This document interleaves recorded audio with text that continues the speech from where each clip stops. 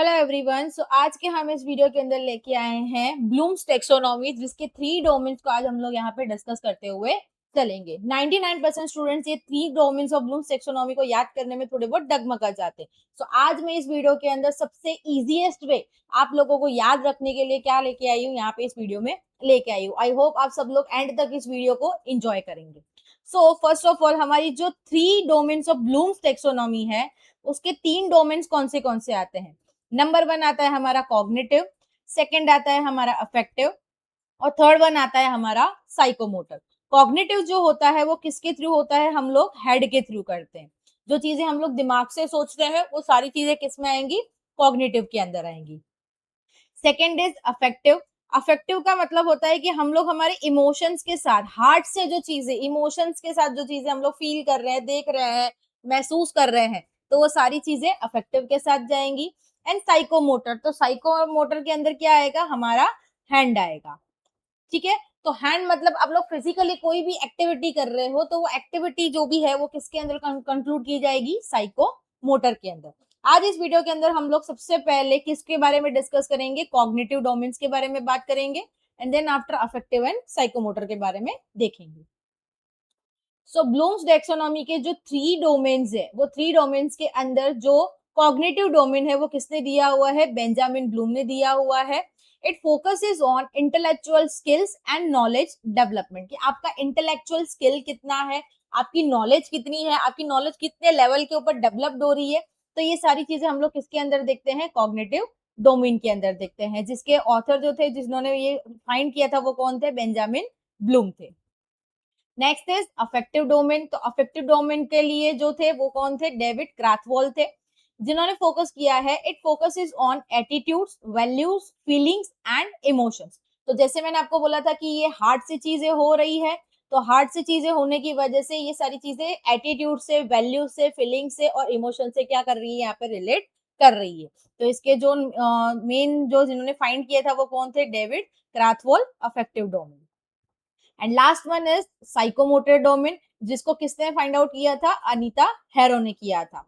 It focuses on physical skills, coordination and motor activities, कि आप लोग फिजिकली कितनी एक्टिविटी कर रहे हो, आपकी जो कोऑर्डिनेशन है लोगों के साथ में किसी और चीजों के अंदर, तो वो सारी चीजें आपको किस में दिखाई देती है, साइकोमोटर में दिखाई देती है। इसके अंदर हम लोग सबसे ज्यादा हैंड को यहाँ पे रिलेट करते हैं, और कॉग्निटिव के अंदर हम सबसे ज्यादा किसको रिलेट करते हैं, हेड को रिलेट करते हैं, जिसको यहाँ पे साइकोमोटर डोमेन को फाइंड करने वाली शख्स थे अनीता हैरो, साइकोमोटर उन्होंने फाइंड किया था। अब हमारी दो तरीके की ब्लूम्स की टेक्सोनोमी आती है, एक ओरिजिनल ब्लूम आता है और एक रिवाइज्ड ब्लूम आता है। तो ओरिजिनल ब्लूम टेक्सोनोमी जो था वो कब आया था, 1956 में, जिसने किसने फाइंड किया था, बेंजामिन ब्लूम ने दिया था। और रिवाइज्ड वाला ब्लूम्स टेक्सोनोमी जो था वो 2001 में आया था, जिसको फाइंड आउट यानी जो भी चेंजेस थे वो किसने किए थे, लॉरेन एंडरसन ने किए हुए थे। तो यहाँ पे सारे तुम्हें स्टेप्स दिखाई दे रहे होंगे, हम ये स्टेप्स को एक एक करके क्या करेंगे, समझने की कोशिश करेंगे। तो ब्लूम्स टेक्सोनॉमी का हमारा जो 1956 का जो पूरा उन्होंने कॉग्निटिव डोमेन का यहाँ पे थ्योरी दिया था, जो भी इनके higher order, lower order level thinking skill से लेके हायर ऑर्डर थिंकिंग स्किल्स तक जहाँ पे वो जा रहे हैं, वो सारी चीजें यहाँ पे बताई गई है। तो सबसे पहले हमारी चीज आती है नॉलेज। तो नॉलेज के अंदर वो लोग क्या करेंगे कि जो चीजें उन्होंने पढ़ी हुई है, तो पहले उनके साथ वो चीज हो चुकी है या ऑलरेडी उस चीजों के अंदर बारे में जान रहे हैं, या अभी भी उन चीजों के अंदर वो रिसर्च कर रहे हैं, जान रहे हैं, किसी की तरफ से उनको नॉलेज मिल रहा है, तो वो एबल रहते हैं कि वो चीजों को रिकॉल कर सके, वो वापस से याद कर सके कि हाँ ऐसी ऐसी चीजें मैंने देखी हुई है, सुनी हुई है, मुझे समझ में आती है। तो सबसे पहला नॉलेज आता है, तो नॉलेज जो है वो किससे रिलेट कर जाता है, ability, ability to recall the data. ठीक है, नेक्स्ट इज कॉम्प्रीहेंशन। कॉम्प्रीहेंशन के अंदर अब जो नॉलेज उन्होंने लिया कि हाँ ऐसी ऐसी चीजें मुझे सब मिलने में, देखने में, सुनने में आई हैं, तो वो नॉलेज को क्या करेगा, अंडरस्टैंड करेगा। अंडरस्टैंड करेगा तभी तो वो आगे क्या कर पाएगा, बढ़ पाएगा। तो कॉम्प्रीहेंशन में क्या होगा, हमारा अंडरस्टैंड होगा। Third is application. अब उसने नॉलेज गेन भी कर लिया, समझ भी लिया कि इसके अंदर क्या चीजें हैं, क्या चीजें नहीं है। तो एप्लीकेशन के अंदर हम लोग क्या करेंगे, नॉलेज को यूज करेंगे। क्या करेंगे, यूज नॉलेज। तो ये नॉलेज को हम लोग क्या करेंगे, इसके अंदर यूज करेंगे। देन आफ्टर आता है हमारा एनालिसिस। तो एनालिसिस जो है इसके अंदर सारी चीजें वो देखेगा कि जहां मैंने ये नॉलेज को यूज किया तो वो नॉलेज के अंदर कितनी चीजें अच्छी थी, कितनी चीजें बुरी थी, कितनी चीजों का इफेक्ट अच्छा आया, कितनी चीजों का इफेक्ट बुरा आया। तो हर एक चीज के प्रोज एंड कॉन्स तो होते ही है, राइट। तो प्रोज एंड कॉन्स को यहाँ पे एनालाइज करेगा। देन आफ्टर हमारा आता है सिंथेसिस। तो सिंथेसिस के अंदर हमारा क्या आएगा कि हम लोग वो चीज को क्या कर रहे हैं, इंटीग्रेट कर रहे हैं कि हमारा जो एक पैटर्न है, इस पैटर्न के अंदर हमारी वो चीज का एप्लीकेशन हुआ है कि नहीं हुआ है, वो चीजों को वहां पे क्या करेगा, सिंथेसाइज करेगा, फिल्टराइज करेगा उसके अंदर। ठीक है, तो इसके अंदर आप शॉर्ट तरीके से क्या याद रख सकते हो, इंटीग्रेट, इंटीग्रेट डिफरेंट एलिमेंट्स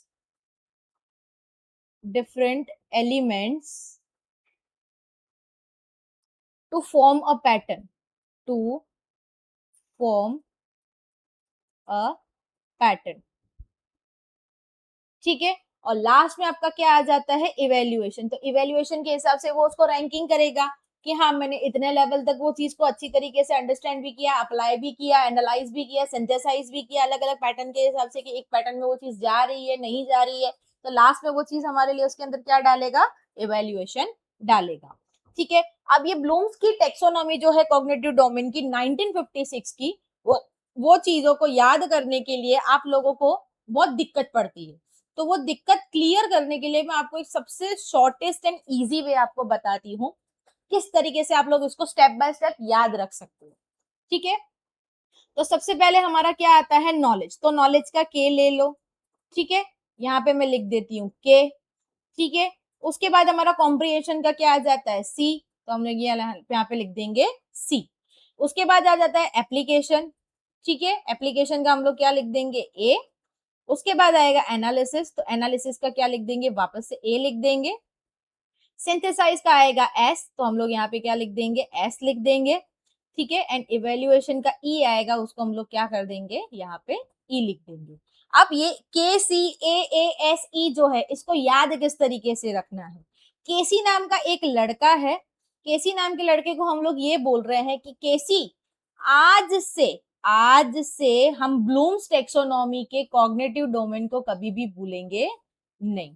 ठीक है, क्या लिखोगे यहाँ पे, मैं आपके लिए लिख देती हूँ, के सी आज से ब्लूम्स टेक्सोनॉमी को भूलेंगे नहीं। ठीक है, ये सबसे इजीएस्ट वे है आपको रिमेंबर करने का।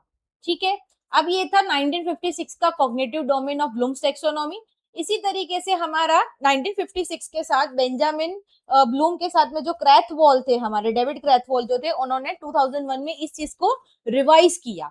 स्टेप्स वही हैं, यहाँ पे आपको जो भी चीजें दिखाई दे रही है स्टेप्स वही हैं, पर उनके नाम को थोड़ा क्या कर दिया है, अलग अलग कर दिया है। और यहाँ पे जहाँ पे सिंथेसिस हमें दिखाई दे रहा था उसकी जगह पे यहाँ पे क्रॉस में करके क्या कर दिया है, क्रिएट कर दिया है। और इवेल्युएशन जो है वो इवेल्युएशन को क्रिएट के नीचे ला दिया है और वहां पे क्या नाम दे दिया है, इवेल्युएट दे दिया है। ठीक है, तो 2001 के अंदर डेविड क्रैथवॉल ने क्या दिया था, तो सबसे पहले आता है रिमेंबर, कि बच्चा सबसे पहले क्या करेगा, वो चीज को रिमेंबर करने की कोशिश करेगा। रिमेंबर करने के बाद उस चीज को क्या करेगा, अंडरस्टैंड करेगा। अंडरस्टैंड होने के बाद सेम वही थिंग कि वो अप्लाई करेगा कि कहाँ वो चीज कर सकता है, कहाँ पे वो चीज अप्लाई हो सकती है। Then after he will analyse कि उसके अंदर मैंने वो चीज सही से डाली है नहीं डाली है। ठीक है, इवेल्युएट करेगा कि हाँ मैंने इतनी चीजें इसमें से इतनी अच्छी की है, इसमें और भी चीजें नई तरीके से ऐड की जा सकती है, या इतनी चीजों को जो एरर्स आई है उसको वो रेक्टिफाई कर सकता है। एंड लास्ट वन है, उसी चीजों में से सीख के वो क्या करता है, एक नया क्रिएशन क्रिएट करता है।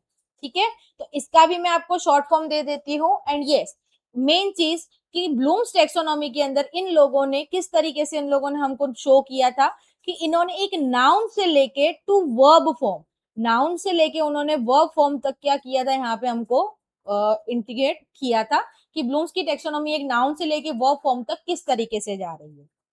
ठीक है, अब 2001 की जो थियोरी है उसको हम लोग शॉर्टेस्ट फॉर्म में किस तरीके से याद रखेंगे, तो उसके लिए मैं आपको एक सेंटेंस देती हूँ, वो सेंटेंस आपको याद रखना है और इसी तरीके से आप क्या करोगे, याद रखोगे। तो सेंटेंस ये है कि राजू अंडरस्टैंड्स,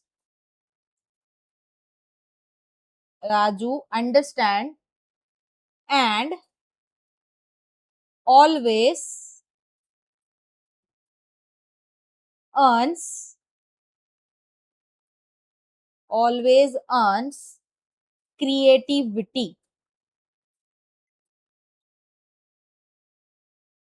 ठीक है, तो राजू का आर जो है वो किसके लिए आ जाएगा, रिमेंबर के लिए आ जाएगा। हमारा यू जो है वो किसके लिए आ जाएगा, अंडरस्टैंड के लिए आ जाएगा। हमारा ए जो है वो किसके लिए आ जाएगा, अप्लाई के लिए आ जाएगा। ये ऑलवेज का ए जो है वो एनालाइज के लिए आ जाएगा। ई जो है वो इवेल्युएट के लिए आ जाएगा और सी जो है वो किसके लिए आ जाएगा, क्रिएट के लिए आ जाएगा। सो आपका 2001 की ब्लूम्स टैक्सोनॉमी को याद रखने का एक शॉर्टेस्ट सिंपल आपको सेंटेंस याद रखना है, Raju understands and always earns creativity. I hope आप सबको समझ आ रहा होगा। ऐसे ही छोटे छोटे वीडियोस के लिए, कंटेंट्स के लिए you have to follow my channel, like share and subscribe. और आपको बहुत अच्छा लगा हो तो इसको अदर फ्रेंड्स के साथ शेयर भी करिए एंड कमेंट टू।